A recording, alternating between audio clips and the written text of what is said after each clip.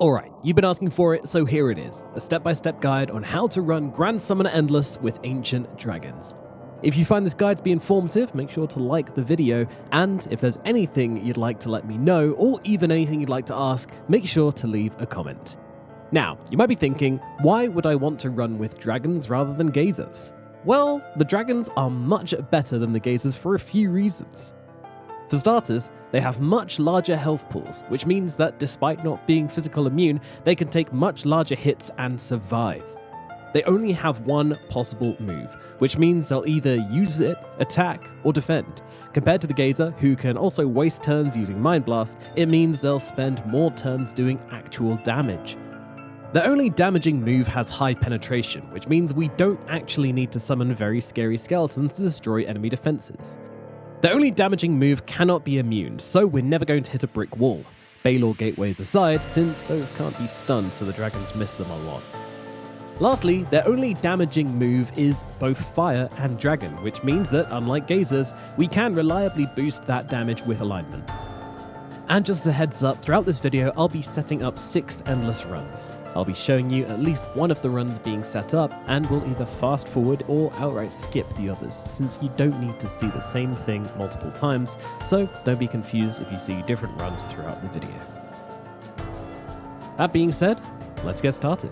While I've been talking, I started these runs the same way as with gazers, getting about 300 ward turns or so.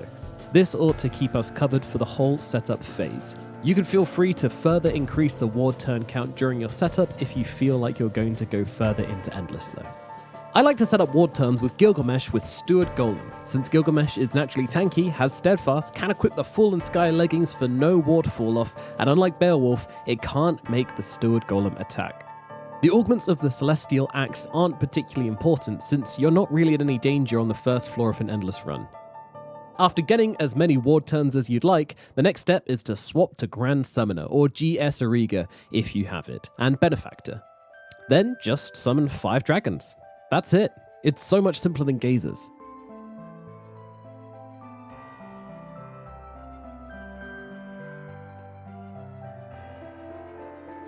After summoning the dragons, the next step is to switch into the buffing loadout and spread Jin's talent as well as Gate of Snotra. You should also go Charmer, just in order to not have the health penalty of having Benefactor on. Make sure you're wearing an art gadget, or else you might cause a defensive debuff on your dragons, which will severely impact their longevity. While we can't guarantee that the Jin's talent is spread, we can and will guarantee that Snotra gets spread. To do so, we'll be using these skills in a cyclical manner. Ophion stance, Gate of Snotra, Ophion stance, Gate of Ear, repeat.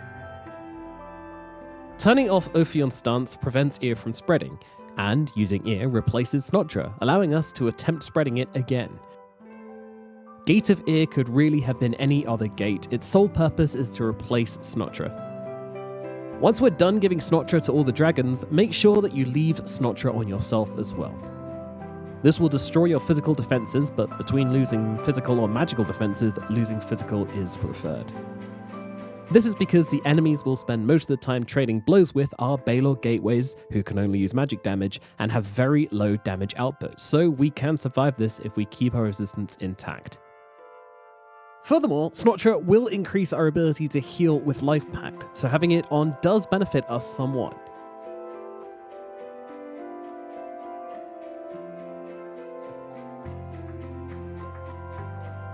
After spreading Jins and Snotra, we switch over to the Fomorian Mage Gear loadout. The first thing we do then is cast Golem's Fortitude, Barrier 2, and Wyvern Speed. Don't stress about guaranteeing that this spreads through your dragons, as they are non-essential buffs. Whatever sticks will be enough. Up next, Asteria stance. With the Fomorian Mage equipment still on, switch out your weapon with Arisen Olympian Joints. The goal is to give Asteria stance to 3 of your dragons. The dragons don't have any mana to lose, and they already lose their defenses to Snotra, so this is just a free damage increase.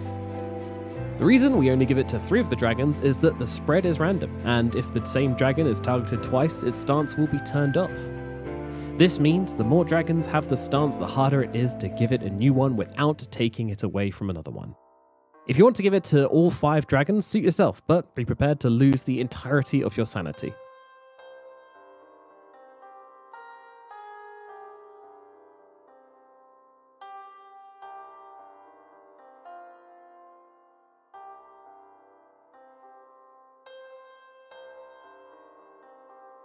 When we're done giving Asteria stance to 3 dragons, we switch back to the buffing loadout and turn Ophion stance back on. While this isn't important right now, it will be important soon. After turning on Ophion stance, we can replace our weapon with more survivability focused items, since we're going to be using Sonata of Magic for a while. We want to guarantee each dragon has the magic double up buff on it, which has a 10% proc chance, meaning an average of 10 turns per dragon. However, any dragons that already got the buff from using Jin's Talent earlier don't need to be buffed anymore, which saves us a lot of turns. Just make sure to get the magic single up on all of them.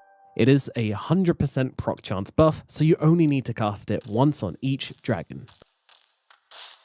Due to how random the proc is for the Sonatas, this is usually the second longest stage in the setup.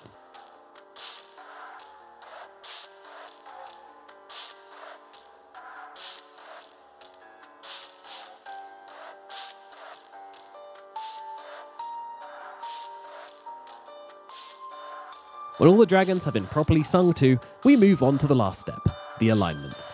To do so, replace the shield with a Book of the Dragon, go into battle and defend or ward up until the dragon alignment procs. Then check if all your dragons have an alignment. If they do not, leave and replace the Book of the Dragon with a Book of Fire and repeat. Once all your dragons have either alignment, you're set. Just make sure you yourself have dragon alignment at the end, since immunity to Nabors and partial immunity to Beowulf is worth the hassle. Now, back when we did Gazers, we only cared about one alignment, the dragon one. This is because it was the most common way for Gazers to die. But it didn't even increase the Gazers' damage, since they have no dragon moves. Furthermore, aiming for one specific alignment is the nightmare of loadout swaps. You need to turn on Ophion stance, leave the dungeon, equip the dragon book, enter the dungeon, proc the alignment, check if the dragon's got it, and then when they inevitably do not get it, you need to leave the dungeon.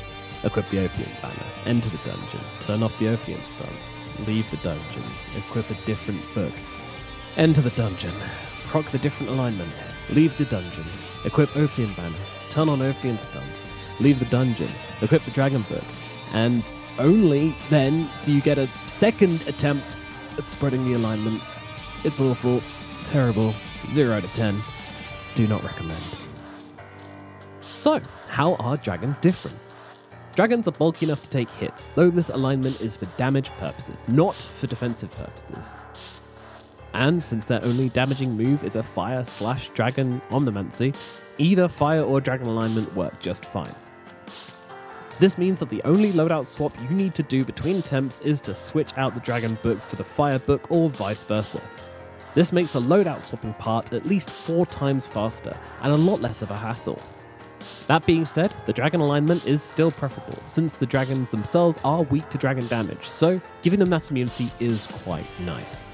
But again, the dragons are quite bulky, so it's fine if you leave them with fire alignment. I have yet to lose an endless run by having all my dragons die. I usually just get sniped eventually. Some bonus steps that you can add to spice up your endless include switching to the Guardian specialization to cast Prism, Holy, and Dark Wall on your dragons and yourself, and possibly using the Fomorian Mage loadout to spread Berserk to your dragons. I don't do the Guardian walls because they don't impact my run that much, and it's a step I can afford to skip. And I don't use Berserk because dealing with the life loss is so hard when I'm just trying to spam Stun Dart mindlessly. You can also, at the very end, replace Ophion stance with Aegis stance from the Palm Tree branch, but I don't do this because it decreases my ability to use Life Pack to heal my dragons at a pinch. And just like that, we're done. We're ready to switch to Oracle, put on our lovely farming gear, and revel in the riches that await us.